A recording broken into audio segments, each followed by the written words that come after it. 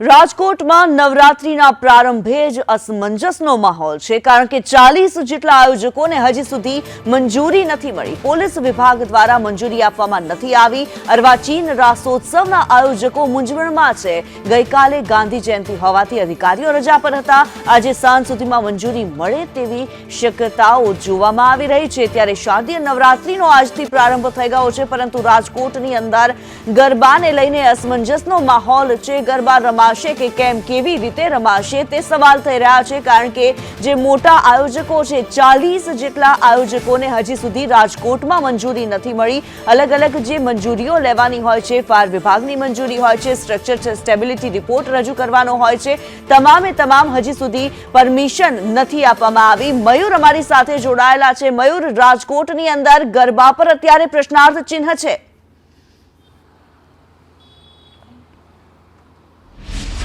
બિલકુલ, આજે શરદીય નવરાત્રીનો પ્રારંભ થઈ રહ્યો છે અને તેમની જ અંદર ક્યાંક ને ક્યાંક અસમંજસ જે છે તે જોવા મળી રહ્યું છે, કારણ કે શહેરની અંદર 30થી વધારે અર્વાચીન ગરબાઓ જે છે તે યોજાતા હોય છે અને તેમને લઈને ત્યારે ટીઆરપી કાંડ બન્યો, ત્યારબાદ નિયમો જે છે તે આકરા બનાવવામાં આવ્યા હતા. લોકમેળાની અંદર પણ આકરા નિયમો બનાવવામાં આવ્યા હતા અને હવે નવરાત્રીની અંદર પણ જે સ્ટેબિલિટી રિપોર્ટ તેમજ ફાયર એનઓસી સહિતના નિયમો જે છે તે આકરા બનાવવામાં આવ્યા છે અને તેમને લઈને જે 30 જેટલા રાસોત્સવ જે શહેરની અંદર થઈ રહ્યા છે, અર્વાચીન જે ગરબાઓ થઈ રહ્યા છે, તેમના આયોજકો જે છે તેમના દ્વારા જે ફાઇલ જે છે તે પુટઅપ કરી દેવામાં આવી છે, પરંતુ હજુ પોલીસ વિભાગ અને મનપા દ્વારા જે છે તે મંજૂરી આપવામાં નથી આવી. તેમને લઈને આજે રાત્રેથી જ પ્રથમ નોરતું છે, ત્યારે જે રાસોત્સવ જે છે તે શરૂ થતા હોય છે, ત્યારે સાંજ સુધીમાં તમામને મંજૂરી આપી દેવામાં આવે તેવી શક્યતાઓ સેવાઈ રહી છે, કારણ કે ફાયર વિભાગ મનપાનું આવેલું છે, તેમના દ્વારા હજુ સુધી એક પણ રાસોત્સવને કે એક પણ આયોજકોને જે એનઓસી ફાયર એનઓસી આપવાની હોય છે તે આપવામાં નથી આવી. હવે ધીમે ધીમે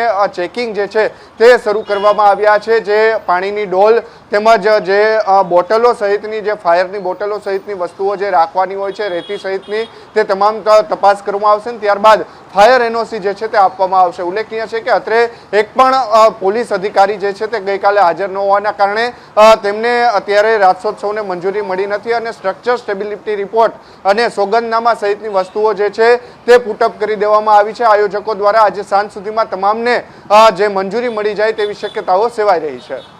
જી, ધન્યવાદ મયુર આ માહિતી માટે.